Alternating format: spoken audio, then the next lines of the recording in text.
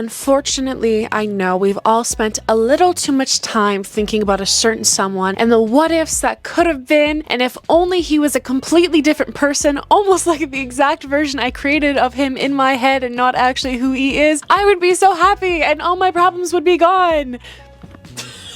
Oh my gosh, now get out a highlighter, because if you take apart that exact sentence, you will find the root of not only all your suffering, but all of the suffering an individual faces. And this is a lesson we can thank Buddha for, who says attachment is the root of all suffering. I will bet my life on the fact that it's not really him that you miss so much, and more the idea of him in your head, or the potential you had for your relationship, all of the expectations and assumptions that you attached to this person when you set the intention of pursuing a relationship with them. So really, we're not getting over him, we're getting over all of our own traumas and triggers and attachments that lead us to attracting this sort of man. The potential you see in them isn't real. It's a projection of how you would act if you were in their position.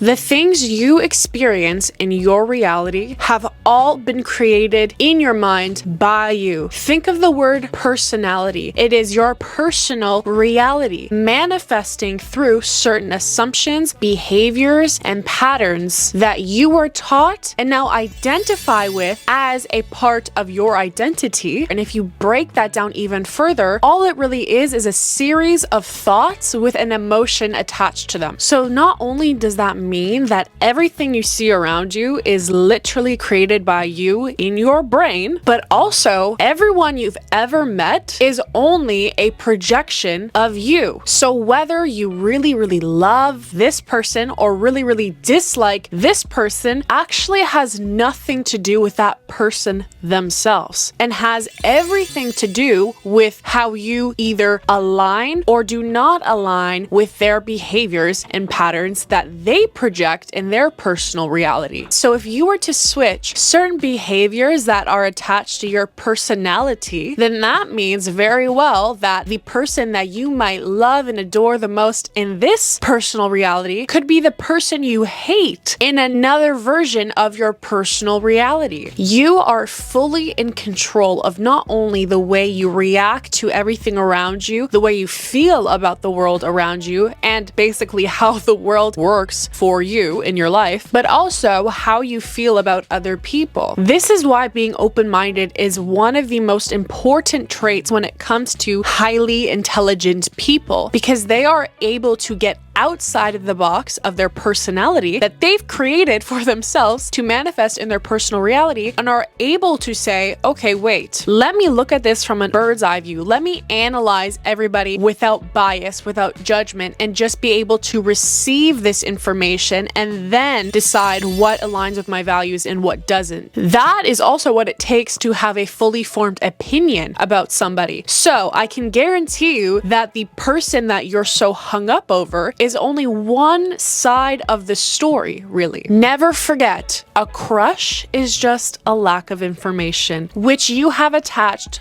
positive values to based on what you think is a positive value in your personal reality. If you think part of your personality is the fact that you're a very giving person, well, you're going to be attracted to someone that mirrors that energy. And you're going to say, oh my gosh, he's such a good person. Look, he held the door open for some granny. And all of a sudden, rose-colored glasses. Wow, he's my soulmate. So sure, it's all sunshine and rainbows when most of the relationship is formed in your head, in your daydreams, and a false reality. But when you start getting more and more information that doesn't add up to the story you had in your head, you're gonna start having conflicting beliefs. But most of the time, as closed-minded people do, they do not accept interpret or even allow themselves to open up that conversation of, oh, hey, this person actually might not be who I thought they were, or are doing things to contradict the opinion I had about them because of my personal beliefs. Maybe I should look into that. And so what we like to call this, as a very general, loose definition, is a trigger. It is when someone does something that evokes this feeling inside you that's not sunshine and rainbows, essentially. They're doing something that bothers you or sends your ego into that fight or flight state. But remember, your triggers and your traumas are also just a projection of you. So to get over anybody at any given point in time, we're not going to focus on the person. We're not going to focus on the person to say, hey, you hurt me, I need closure now, please. And focus on, why is this person triggering me in this way? What about what they're doing is sending me into this feeling of uncomfortability or unsafety or insecurity within my own body? Because I believe that he is this glorified man on a pedestal that I need to be seeking validation from, that he needs to accept me and pick me and choose me. But then even though he hurts me or does things that don't feel right to me, I still choose to chase after him. Why? Why am I only choosing in my personal reality to look at the illusion that I created and not the full truth? Now, if you've ever got caught up on spiritual talk, I'm sure you've probably seen a lot of love and light, my beloved, love and light, my brothers and sisters. And you know, being love and light is great. We love that over here, but that is not what true spirituality is, or more importantly, not really what I teach on this channel. So as a spiritual, esoteric person, whatever you want to call me, critical thinker, I accept both the light and dark aspects to myself. Your traumas are your biggest teachers, and there are going to be people that come into your life to show you what traumas you need to work through, and it is then your job to take the lessons that that person is projecting to you based on your personality and your personal reality to work through them, and then now manifest a better reality for yourself. And that's exactly the reason why when it comes to dating, I was never the crazy clingy girlfriend, or never will be, or don't care to stay up at night wondering if a man is cheating on me. I don't have the energy to look through a phone. I don't have the energy to chase a man, call him 10 times, where are you, who are you with, da da da da da. I don't care. Cheating has nothing to do with the person being cheated on. It has everything to do with that person. I have immense self-respect for myself. I know my value. I know my worth, and I'm the only one that determines that for myself. Therefore, someone's poor choices that have nothing to do with me don't affect me in any way. However, if you're someone that maybe has got cheated on and that deeply hurts you in your self-esteem, ask yourself why. Don't say, why did he do this to me? Say, why is it bothering me? Why is that something that affects me? What about this situation, whether it's the betrayal aspect to it, or the mistrust, or the disloyalty, or maybe it's the comparison of you to other women? Am I good enough? He cheated on me. Am I beautiful enough? Is that why he cheated on me? Did I do enough for him? Why me? Like, why is he doing it to me? Like, playing that victim mindset. Start looking into that, okay? And I'm especially talking to you, Angel. Yes, I know that you've been treated like dirt. I know that your standards were bare minimum on the ground, and then you took a shovel and literally dug 6 feet deep, okay? I want you to ask yourself, not why did this person do this to me, and why did I allow them to do this to me? Focus on that word, allow. Why did I let this happen to myself in my life when I am in full control of 1, my perception of people, 2, the people I actually let into my life, 3, how I feel about them, how I feel about the situations, 4, my personal reality, and 5, my personality, which if you decided right now can say, I am unstoppable, I am undefeatable, nothing anyone does can hurt me or break me, and I will not allow anyone in my life to prove that truth to be false. Your perception of me is a reflection of you, and my reality reaction to you is an awareness of me. So if I was cheated on, my reaction to that act done by someone else, which is completely out of my control, is the level of awareness I possess in myself. If I choose to disregard the whole thing and keep continuing to be in this relationship, what does that say about myself? That says I have no awareness of my internal self, my feelings, my traumas and triggers. Or if I did have the awareness that, oh, I didn't like it, but I'm gonna stay anyway,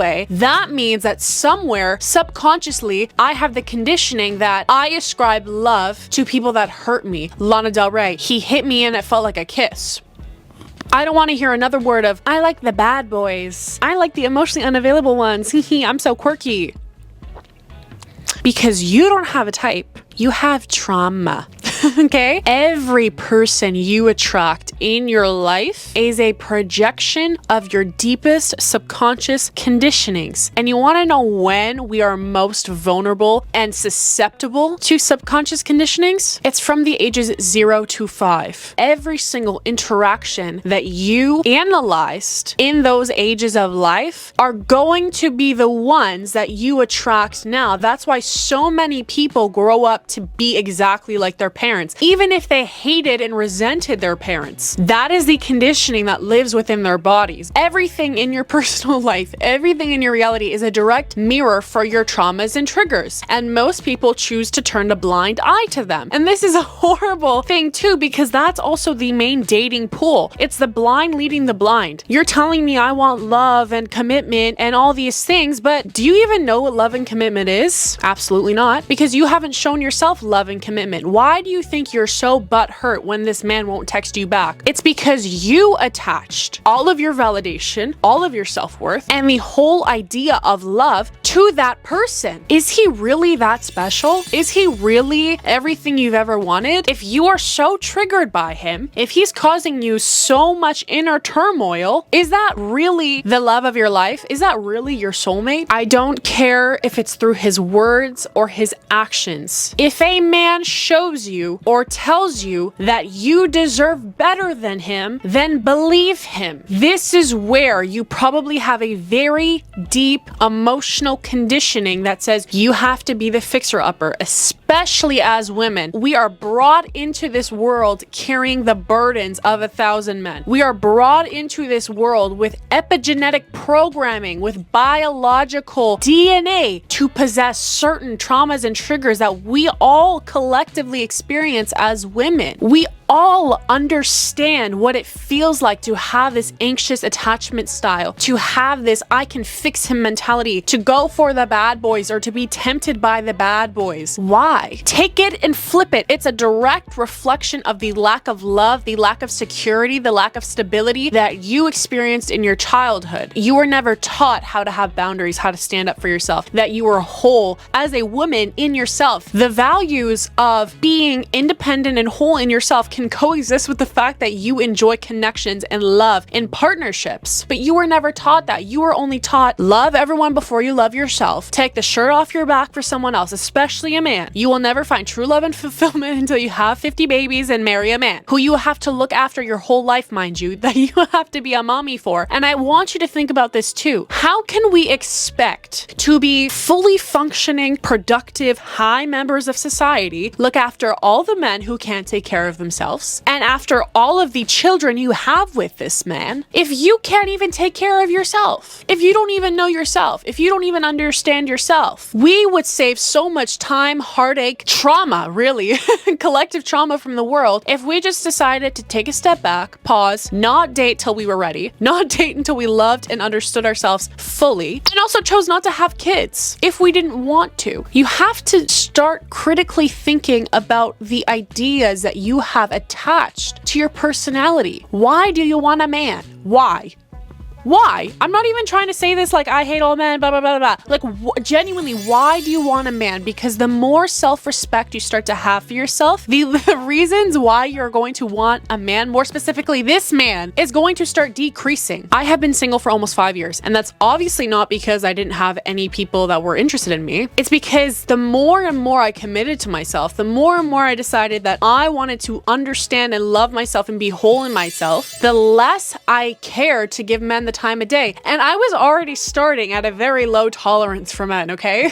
And I'm so blessed and so lucky because I was raised by such an incredible single mom who was not dependent on men. Therefore, I never had the conditioning that I need a man to be successful, happy, loved. But my last boyfriend was absolutely one of the greatest teachers in my life. He triggered the fuck out of me. Triggered the shit out of me. I have such a vivid memory, and if you know the feeling, you know the feeling of drowning. I felt like I was being suffocated and literally drowning in my own life around this man. And it wasn't just him. It was during COVID time, like when the world literally just shut down, and I was having a lot of problems, not only with him, but like my girlfriends at the time and being in high school and all this stuff. So it was really hard for me, but he was like the biggest wake up call for me. And by the end of the relationship, I was so done. So done. I literally had like no feelings for him anymore. I couldn't, blah. But at the end of the day, him being there, and the reason why I was triggered was because I had certain projections that I needed to work through. The version of him I had in my head at the time was an extension of myself, was a mirror of myself, was partially how I felt about myself on the inside, and was being reflected in him as a physical manifestation in my life. That's also the reason why you can meet someone, love them, and someone else can meet someone and hate someone. Like the example I gave earlier, they're just two different personalities. So instead of sitting in a relationship that no longer served me and blaming him for all of my issues, I put on my thinking glasses and said, you know what? I choose me. And so I very respectfully and maturely broke up with him. I said, sorry, babe, I need to work on my mental health. I'm really declining right now, and I need to learn to love and understand myself. And that's that. I cannot control how he reacts to the situation. I cannot control what he takes out of it, if he loves me or hates me after. Doesn't matter though, because I'm in this for me. At the end of the day, I am nothing without health, physically, mentally, emotionally, spiritually. And so I took the time to understand that there were many parts of myself that I actually didn't like about myself. I didn't like me. I didn't love me. Because if I did love me, then I would have never, one, attracted this man and been so triggered and been so unsettled in my own life. But I took the time to understand that. I took the time to find the awareness to come to that conclusion, and now ultimately love all parts of myself and have a seat at the table for my shadow self, for the parts of myself that don't feel whole or secure or complete or have doubts and insecurities. I have a seat for them at my table. I work with them and I try my best to understand them, where they're coming from, why they feel that way, and give them the love they never got in the initial situation that caused them to be that shadow self. I didn't sit there in the relationship, blame him, resent him,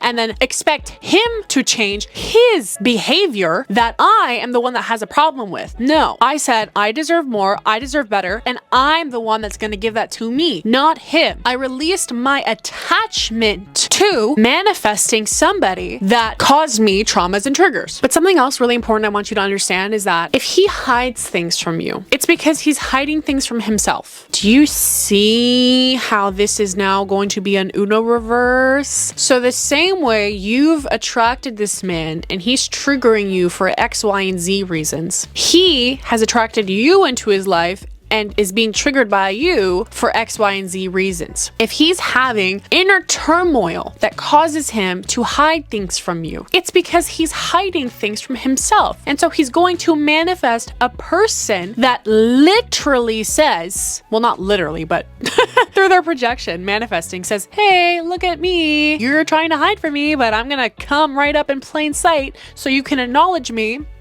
so you can listen to me now. Everything is a projection.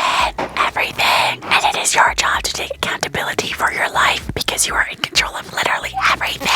Literally everything. And if you don't feel that way, then there is a conditioning that you need to work through that is stemmed from your childhood that told you that you don't have control of your life when you really do.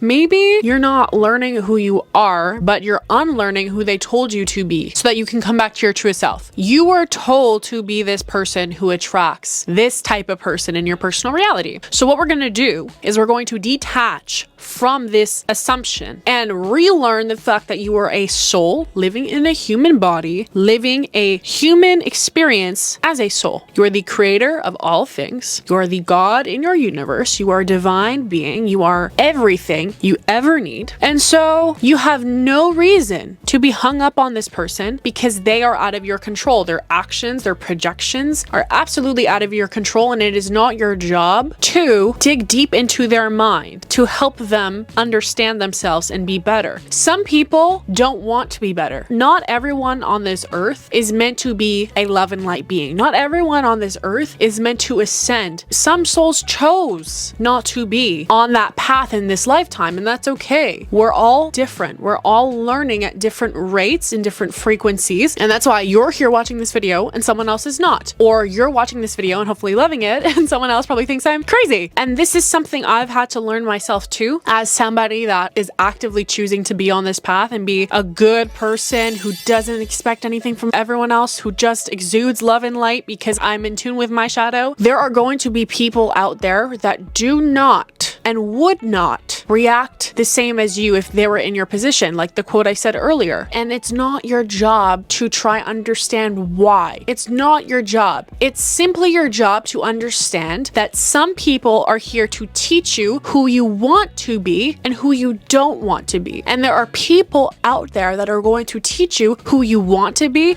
or don't want to be by being who you don't want to be. You don't always learn from inspiration. Sometimes you learn from the opposite. Maybe they're there on the path they're exactly meant to be on, and your paths are crossed because they're a reflection of a trigger that you can use to learn about yourself more deeply. The whole point of life, the whole point of all of this in getting over this person is to learn more about ourselves. It's not to forget him, go out with your girls, oh yeah, let's drink the night away, move on with the next person. No, that's not what we're here to do.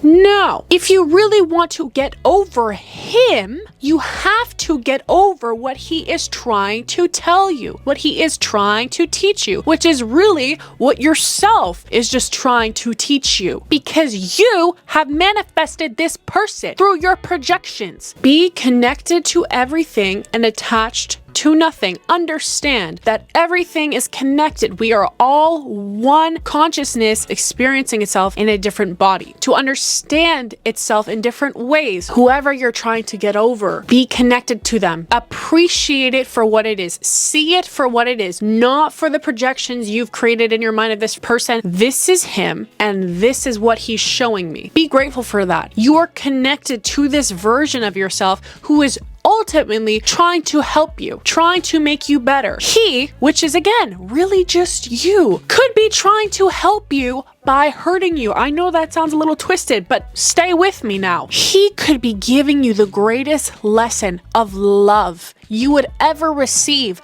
by putting you through the most pain, because the greatest understandings come from the deepest suffering. I don't make the rules. Your triggers are your greatest teachers. And guess what? You are fully in control of, instead of saying, "You're such an asshole, I hate you. Why? Calling his phone all the time." You could say, you don't have to say it to him, but you could say in your mind, "Thank you. Thank you for showing me the person I don't want to be and who I want to be. Thank you for showing me what I really and deeply value, what my inner child self really needs and what it doesn't need. Thank you." That's connection. Attachment was version 1. Your ego is the one that does the attachment, and your ego is also the one that always wants to be right. So I want you to understand too that when you have created this image of someone in your head and it starts proving itself to be incorrect, your ego is going to fight it because it hates being wrong, because then it's backed into a corner to say, "I was wrong. Why am I wrong? What did I do wrong?" It causes you to start thinking, right? Us humans have not only been taught to not be accountable, but hate being accountable because it requires change. It requires deep thinking. It requires us to sit with lower vibrational or uncomfortable emotions, which again, we were taught we're not good, we're bad. We need to hide from our shadow. Our shadow is evil. Our shadow is satanic. We've thrown all these crazy stories around about things like guilt, shame, jealousy, depression, anger, whatever. and we've decided to throw them away to somebody else. And we can see this all the time. Look at religions. Every religion, it says guilt, shame, lust, all these things are bad. Disregard them, throw them away, give them to God. We have been conditioned not to acknowledge the deepest parts of ourselves. But what do we learn? That you are God. You are God. You are God in your universe. So really, if we were to take that saying and properly use it, giving your deepest emotions, your guilt, your shame, your lust, your sins to God is really just giving them to yourself. It's turning inward now to say, okay, I am a divine being. I'm going to tune into my highest self now through meditation, and I'm going to sit with these emotions. I'm going to fully feel them. Where are they in my body? What does it feel like? How does it make me feel? What emotions come up? What memories come up? Sit with it, feel it, then call your higher self in and say, higher self, what would you say to this emotion? What would you say to this version of myself? How would you respond to them? How would you act? Would you give them love? Would you give them empathy? Would you give them a hug? Would you make them a cup of tea? What is it? Then combine the two, because they both deserve a seat at the table so that you can be your fully well-rounded, open-minded, conscious self. Don't ignore the deepest parts of you. Don't ignore them. They're not bad. Good and bad is just another illusion we have created in this man-made world. There is no separation between good and bad. We have associated different words with different feelings, which really just describes the fact that they are different vibrations, but they're not separate. Everything is the same. Everything is energy vibrating at a different frequency, and that reaction is what causes us to feel this separation to be real. Life becomes so much more beautiful and exciting when you understand that you are fully in control of your life, and everything is a lesson teaching you to come further into yourself, to go deeper within yourself, to learn more about yourself. Everything in this world comes back to you and your attachments, not the other specific person. What is that? An extension of you, a manifestation of you, experiencing itself in a different way. So the more you get over him, the more you come into yourself. The more you stop attaching to other people, the more you start coming into yourself. The more you start understanding that anything anyone else does, whether it's a good or a bad thing, is up to you. You have control over how you feel about the situation. You have full control about how you react to the situation. You even have full control of deciding whether it's good or bad. You decide that, not anyone else. You decide that. There is no law in the universe that says cheating is bad. It's written in the stars. Could you imagine?